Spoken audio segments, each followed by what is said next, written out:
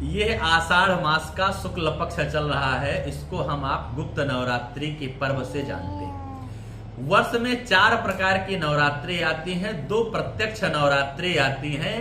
एक चैत्र शुक्ल पक्ष प्रतिपदा से नवमी पर्यंत, एक कुआर की नवरात्रि होती है, वो शुक्ल पक्ष प्रतिपदा से नवमी पर्यंत।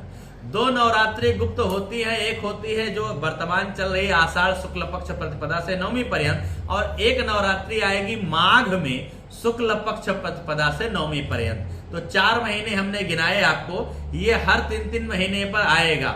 चैत्र और क्वार की जो नवरात्रि है, ये 2 प्रत्यक्ष, इसको सब लोग जानते हैं। लेकिन आषाढ़ और माघ की जो नवरात्रि है, ये 2 महीने भी हमें याद करने की आवश्यकता है। और खास बात, चारों नवरात्रियां शुक्ल पक्ष प्रतिपदा से ही आरंभ होती हैं। और इन चारों नवरात्र, जो 2 प्रत्यक्ष नवरात्रि हैं, इनमें जिस तरीके से हम पूजन पाठ करके अपने जीवन को धन्य बनाते हैं, वैसे ही अगर हम इन गुप्त नवरात्रियों में प्रतिपदा के दिन कलश स्थापन करके देवी हमारी आराध्या आदिशक्ति महामाया जगदम्बा की अगर हम आराधना करते हैं, तो जो प्रत्यक्ष नवरात्रियों में हमारा मन वांछित फल हमको प्राप्त होता है, उससे कहीं ज्यादा बेहतर गुप्त नवरात्रि में। कारण आप समझिए कि आप कहीं पर गए, आप देवताओं के पास गए, प्रत्यक्ष नवरात्रि में तो बहुत बड़ी भारी भीड़ है, क्योंकि सब लोग जानते हैं कि नवरात्रि चल रही है। गुप्त नवरात्रि में भक्तों की संख्या होती है कम, देवता वही की वही है, और जब आपके पास भक्तों की संख्या कम है तो लाइन भी कम लगेगी,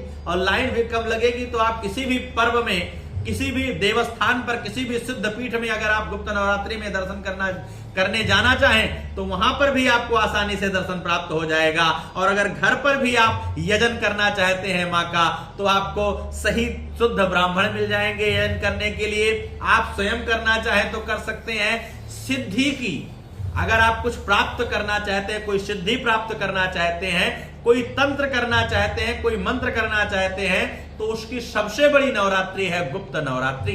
साधक जो है वो अपना अनुष्ठान गुप्त नवरात्रि में ही पूर्ण करते हैं। ऐसी गुप्त नवरात्रि आषाढ़ और माघ में पड़ती है। इस प्रकार से हमें चारों नवरात्रियों के बारे में जानकारी होना चाहिए, और अपनी अपनी श्रद्धा और सामर्थ्य और समय के अनुसार हम चारों नवरात्रियों में माँ देवी की आराधना करके अपने जीवन को धन्य बना सकते हैं। प्रेम से बोलो दुर्गे मैया की जय।